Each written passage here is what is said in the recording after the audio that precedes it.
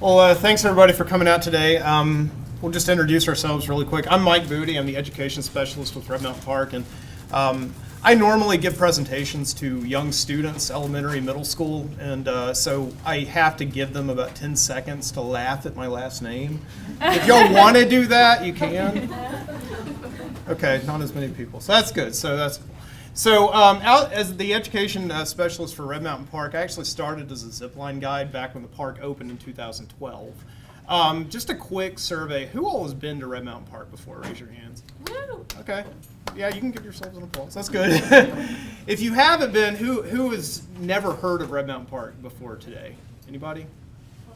Oh, you guys got to get out. Okay. So, yeah, it's pretty close. We'll show you how close it is in just a second. But when we opened in 2012, we opened with a zip line. So I started as a zip line guide while I was actually getting my master's at the UAB School of Education over here.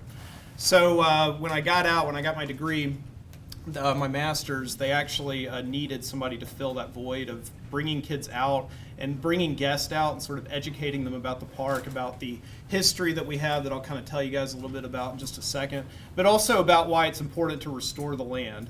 It's a really big urban park, you know, just like Railroad or Ruffner.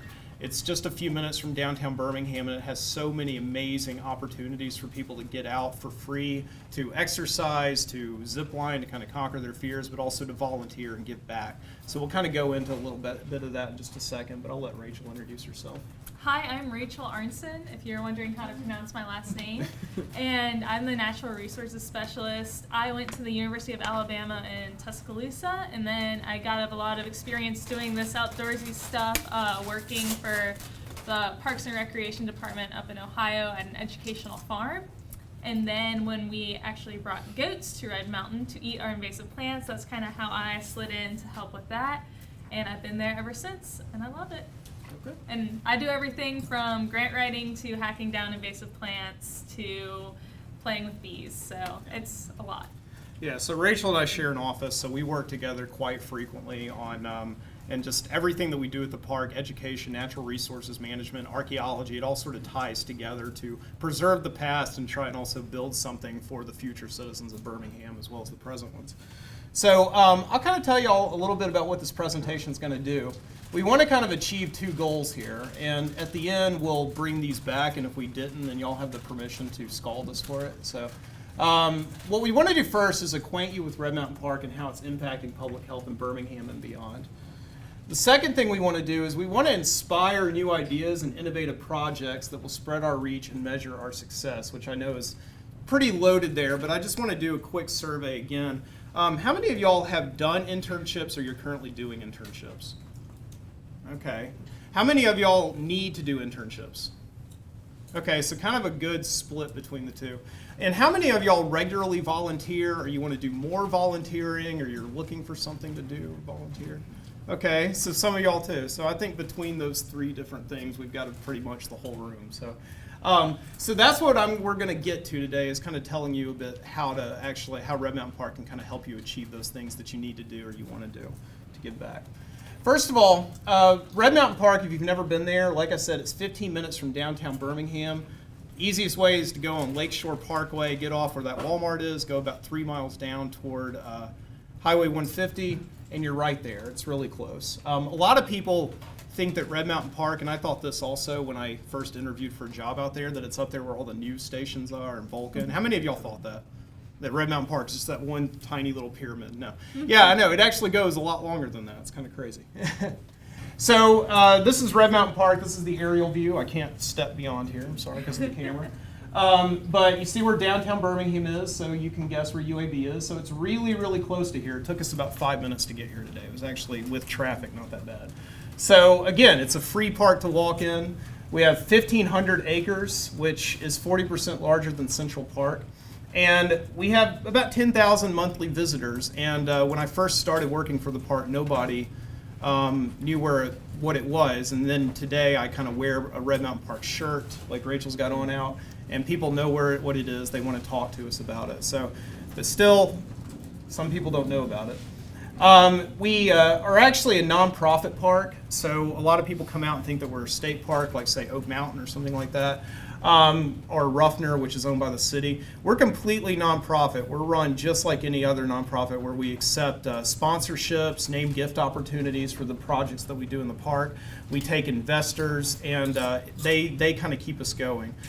We don't have to worry about who's in City Hall, who's in the governor's mansion, who's in the White House, anything like that. We can sort of conceive a project and just build it based on the buy-in from the community, which is what's so fantastic about it.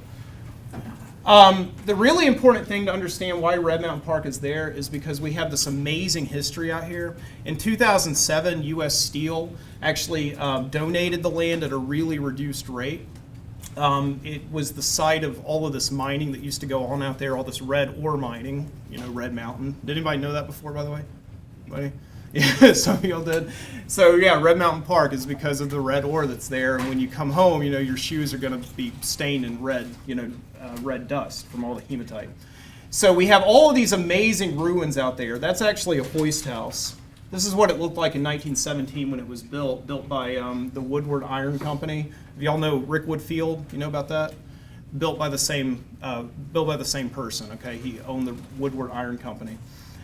So that's something that you can walk to out there, and we have just amazing ruins that you can kind of walk up, and it's really amazing because, I mean, I grew up here in Birmingham, and I never knew all of this stuff was out here because when U.S. Steel closed all this land down in the late 60s, it was just all totally, they allowed it to kind of grow. When they did not actually see this when when they came out to build the trails for the park, they had to mow down about 200 feet of privet and kudzu to get to it. So it was a really amazing discovery, and we're continuing to find things like that out there as we clear the trails and we cut down the privet and the kudzu and all that. So amazing history that needs to be told and communicated to people out there that we're trying to do. This is a picture from an 1888 copy of Harper's Magazine. We have all this surface mining out there. It's really, Red Mountain is very interesting because it's like, you know, essentially one big ridge. And then on both sides of the ridge, you have two valleys. On one side of the valley, you have where all the mining took place. And then on the other side of the valley, you sort of have where all the company offices were, where the miners lived, and all that. So Birmingham, as you go out toward Red Mountain Park, really takes on that shape. So it kind of looks like that today. What's so cool about the park is that most of it is actually framed by an old railroad bed called the Birmingham Mineral Railroad. Some of you, as you drive around Birmingham, may see these brown signs on the side of the road that say L&N, BMRR. Have any of y'all seen those signs on the side of the road? Okay, now that I've told you about it, you probably will actually. But so that they're trying to map out the route. It was about a 150-mile railroad route that would service the iron mines, the coal mines, as well as the limestone quarry, and, you know, to service eventually the steel mills, okay? Like, you know, Inslee and Fairfield, but also like Sloss Furnace, you know, where they would make iron. So, but that's where Red Mountain Park is. Again, I can't break this, but you see the ridge right there in the middle where all the iron workings are, where all the, that's actually most of our trail right now, okay? So it's a big old flat trail formed by old railroad beds. You can see all the houses down there in the valley. That's where all the miners lived.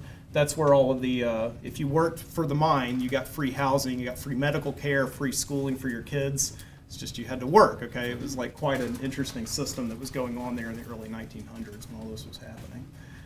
But most of the communities that are on the north side of Red Mountain Park sprung up out of all of this mining that was going on there. A lot of miners who worked in the mines lived in places that are now Tarpley City, West Goldwire, Winona, Ishkuta, and then a lot of, going further out, a lot of the people who worked in the steel mills lived in places like Midfield and Fairfield and Inslee and all that. So all of this is kind of coming to why we're here at the School of Public Health today. We have an amazing connection with a lot of over-the-mountain communities, you know, and places like Mountain Brook and Homewood and Birmingham.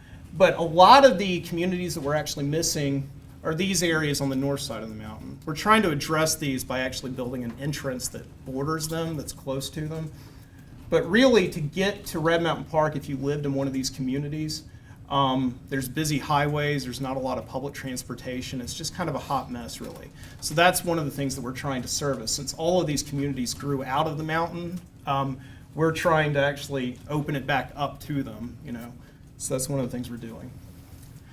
Out of the park, we call it an urban signature park because we want sort of the model that we have here at the park to kind of pour out into other urban parks that reclaim a lot of former industrial land. So we're trying to take on no debt while generating revenue. As I said, when we opened the park back in 2012, we opened with a zip line, which immediately allowed us to start generating revenue. However, we didn't charge people for admission, and we will continue to not do that in the future because we want to build relationships with the community. We want people to come out there and not be deterred by an entry fee. So again, we're not trying to rely on any kind of federal funding, any kind of state or city funding, and we're really trying to build it based on the community. And I know that that sounds like a loaded term, it may be touchy-feely, yeah, right, but I'll show you in just a couple of minutes how we're doing that. Some of the generating revenue activities we have are like the Vulcan Materials Zip Trip. Vulcan Materials, you're actually going to see you know, company names before all this because they come out and they put their name on it because they want to support the park. You know, we don't have to get any money from the government to do it. We have the Hugh Call Adventure Tower and Team Forging, which I should have put Susan Mott Webb Team Forging. I actually noticed Susan Mott Webb's name on a building out here too. So we have all these different activities that generate revenue that allow the park to operate and pay our salaries, which is nice. We also have things like the Schaefer Ice Center Seg Tours. A lot of people, when we started up the Seg Tours, kind of complained about, like, why am I coming out to a park to get exercise and I see people riding around on Segways? If you've never been on a Segway, it's actually quite a lot of exercise. But it still allows people who don't want to walk like 5 miles to kind of see the park a little quickly. So we also have a 1,000-foot mega zip. We've teamed up with the Birmingham Zoo to put in the Soaring Safari zip line. And we also have summer camps and education programs, which are, of course, near and dear to my heart, because I try to get students out there who otherwise would not be out in the parks exercising and exploring. That's really my primary focus of my job. I want to tell you a little bit about how we're actually impacting public health, how we're really trying to have an influence in the community with what we're doing out at the park. We were able to find, based on previous grants that we had written, a 2011 survey of 750 random residents done by the Jefferson County Department of Health. I don't know if there are more recent statistics out there public than this, because we looked and we could not find them. I called over and they ended up forwarding me to somebody at the Children's Hospital for some reason. So I don't know if any of y'all have done more recent survey gathering and more inclusive survey gathering than the ones we were able to find. But nevertheless, the park opened in 2012, so we started to build things based on survey data such as this. 31.4% of participants were overweight, 31.9% were obese, and then 66.6% had participated in physical activity the previous month. So obviously there are gaps that we can fill in getting people out there to do things. The things that we offer people to do, we try to really target every single age group, every single demographic, is we try to offer unique programming for all ages. Again, we have 15 miles of trails out there and growing. We've actually been approved to build as much as 17 miles of trails at the moment. I mean, really, like for a 1,500-acre park that's 5 miles from end to end, we're really packing it tight with trails that are diverse, meaning, you know, they're level, they're hilly, whatever you want to do. We have people come out there training to hike on the Appalachian Trail, and multi-use. So, you know, again, you can bike. One long trail out there, as I said, that's a former railroad bed. You can walk on with strollers. You can just have like a nice leisurely walk, you know, and so you can pretty much, you know, do whatever out there. And the other way that we're also impacting public health is we're really trying to work with community partners and volunteers. We're here today because the UAB School of Public Health invited us, and we've had interns come out before and collect survey data at the park and just try and kind of tap that. So other things that we offer in the park, I showed you some of the adventures. Those are revenue generating, so you have to come out and pay for those. But if you don't want to come out and spend any, you can come out. We have a 6-acre dog park out there that's right near the entrance, so it's not much of a walk if you just want to come out for a couple hours. We have plenty of picnic tables. We have, again, there's pictures of the trails, biking, and we also have guided hikes. So I do a lot of guided hikes out at the park. I started out doing them with students, but every Saturday I offer them for the general public at 11 a.m. You just have to call to reserve first, okay? So, because I may not be there if nobody calls ahead of time. So, but we try to get people out there just walking around, giving them things to do. We also have unique destinations in the park. So a lot of times you may go to a park and walk on a trail for 6 miles and end up back at your car. We try to give you missions to do at the park, like go to tree houses that you don't have to pay to go on. No harnesses are required. You just kind of have to walk out there. And a lot of times it's kind of nerve-wracking because that's a tree that's about 50 feet up in the air. People get nervous about walking across a wonky, swinging bridge, Indiana Jones style, and then standing on a tree house. But they give you amazing views. So, furthermore, we also try to include people who have, accessibility, mobility issues. We have an inclusive zip tour. We've taken people out there before who are paraplegic, get them out of the chair, put them into a hang gliding harness, and it's pretty easy. We just kind of hoist them up and attach them to the zip lines, and they go just like anybody else. We also have 2 off-road wheelchairs for rent that don't cost you anything to rent, of course, if you want to take them out, because why should you have to pay for what everybody else gets to do for free? So we have those as well. Another thing that Rachel was mentioning earlier that we do is we try to get a lot of grants at the park to kind of do things that our normal operations budget do not allow for. So one thing that I've always kind of had a problem with is getting students from underserved areas, Title I schools out to the park. And so this past year we actually we secured about $30,000 in grants to bring students from these underserved areas out to the park. And this is actually from a pilot program that we had last April. These are students from Wylam K through 8 out in Inslee. And a lot of these kids actually had connections. A lot of their grandparents actually worked in the steel mills when they were open out there.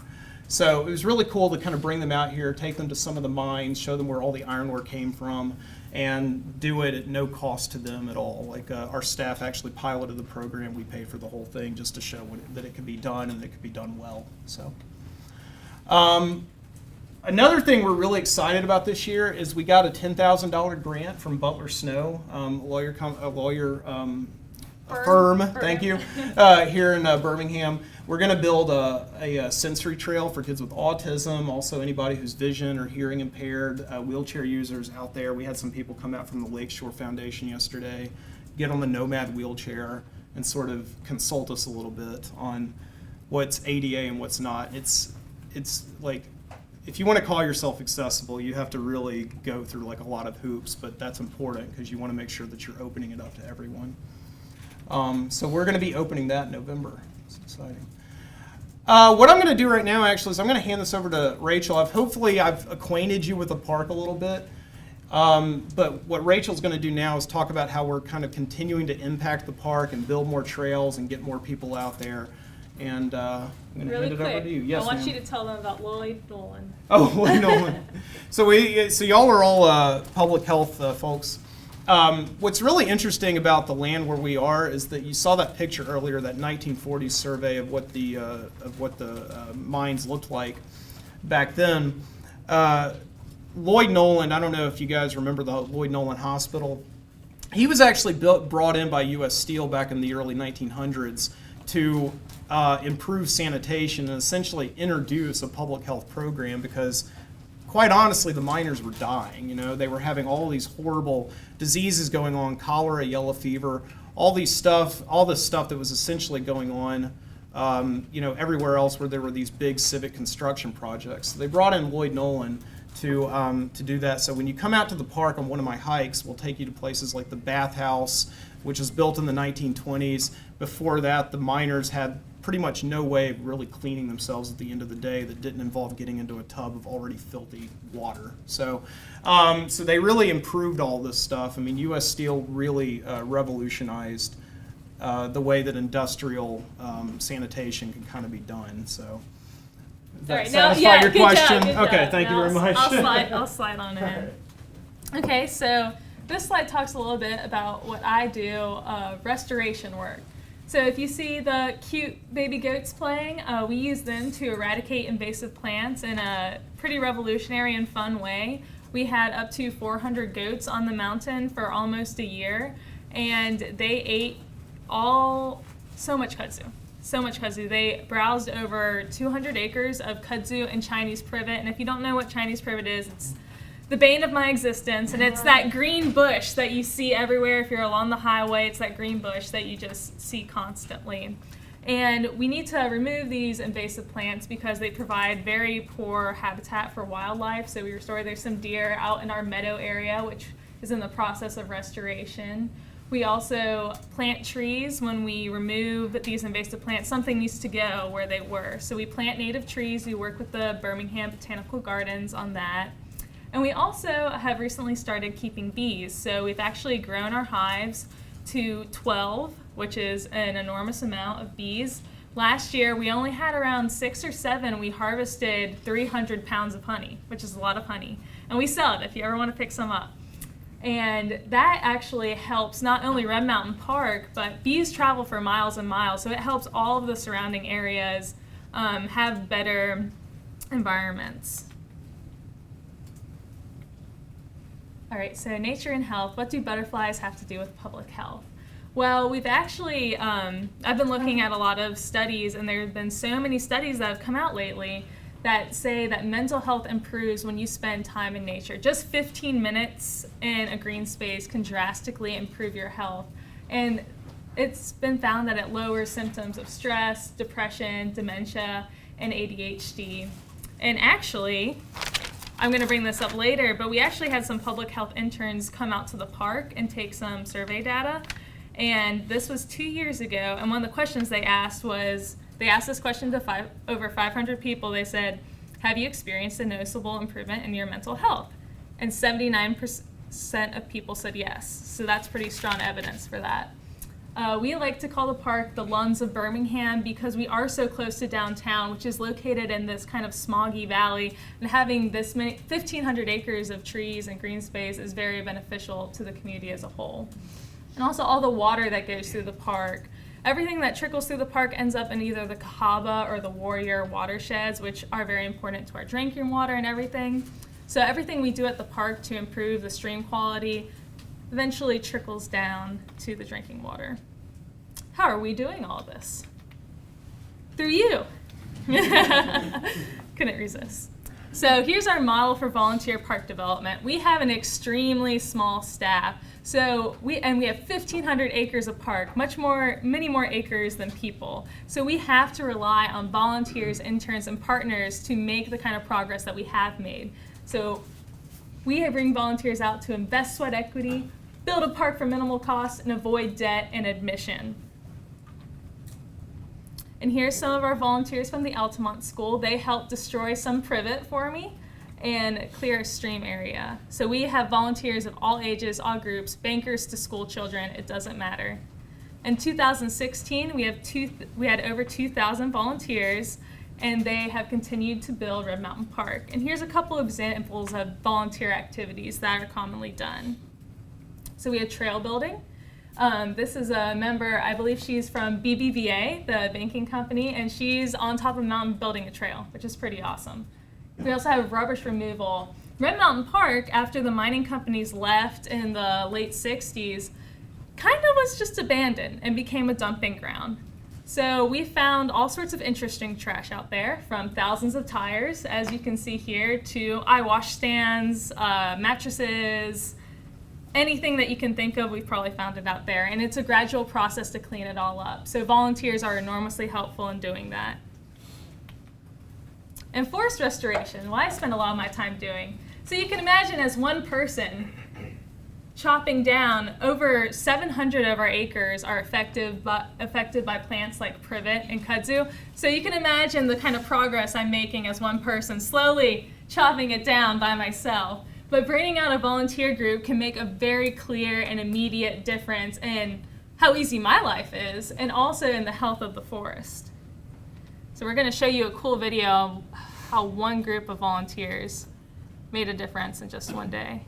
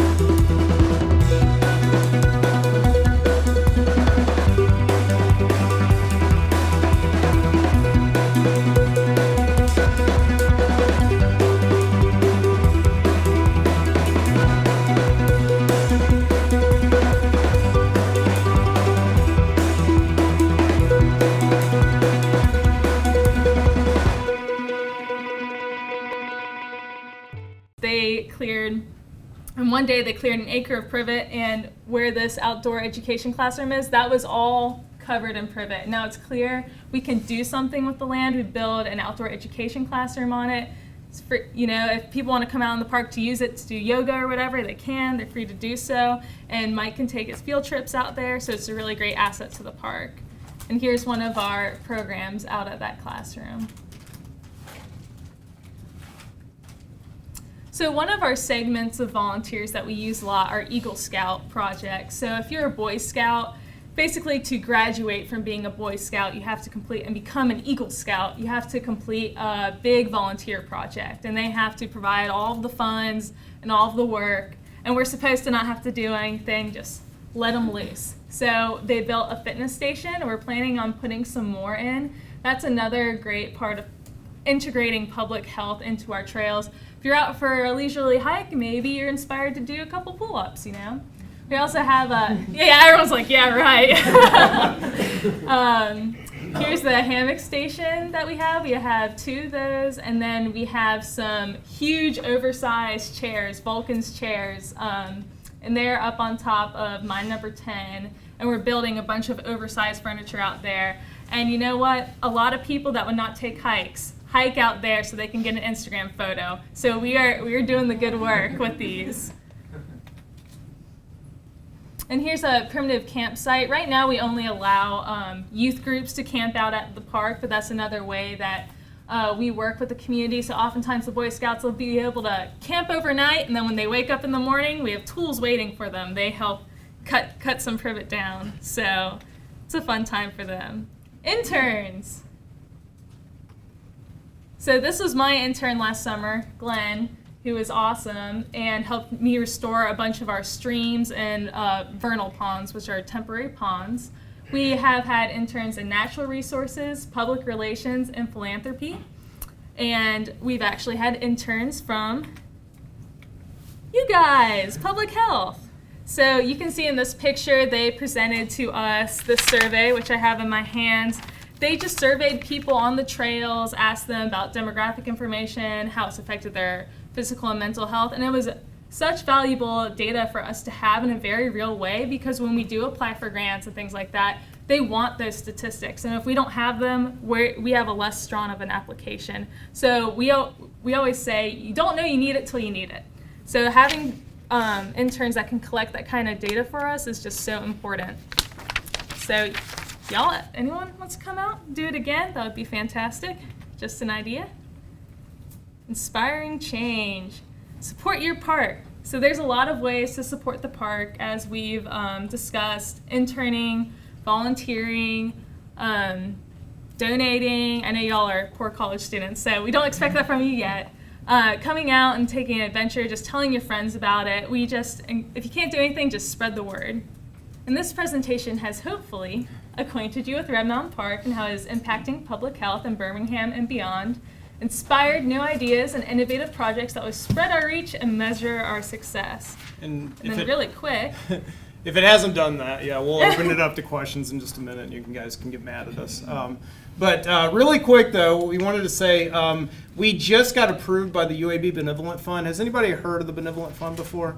Some of y'all have, some of you have not. Benevolent Fund basically allows you, if you're a UAB employee, I know we have some in this room, to essentially donate just a little bit of your income every couple weeks to a designated agency, and you can do up to 3 agencies. So we have Red Mountain Park just got approved to be one of those. well, if you want to work on a specific project, we do have a volunteer manager. We have one person that's just dedicated to volunteers. That tells you how many volunteers we have. And so she'll have different days. Like if you want to come out and cut privet, she can let you know like what days those are going to be. I think it's the first Saturday of every month. We have a volunteer day, so you can just know first Saturday of every month you can come out to Red Mountain Park. And then if you want to get a little bit more involved, I've had some dedicated volunteers, like volunteers that will just come out whenever their schedule allows, and they'll help me like on a specific project. So we're extremely flexible in that way. We're not going to be like, you have to be here Tuesday at 2 every time. We're willing to work with you if as your schedule allows. So is your contact information like on the website or anything? Yes, it is, and I have a business card Okay. over there. Yep. Okay. So. Thank you. Yeah, and I was also going to say, even if it's just 1 or 2 people, sometimes volunteers come out in armies. It's like a sorority or fraternity or something like that. The video that didn't work earlier showed a bunch of University of Connecticut volunteers who actually came down. You know, apparently it's really cold up there in January. So they came down here and cleared out all this land where we built the outdoor classroom. But I have had volunteers call me up in the past who are like, I want to do some education volunteerism out at the park, and I've had them come out and help me, you know, herd around about 300 fifth graders, and they did excellent, so it was fantastic. So there's always something. If you call up, we'll find something for you to do if you need hours.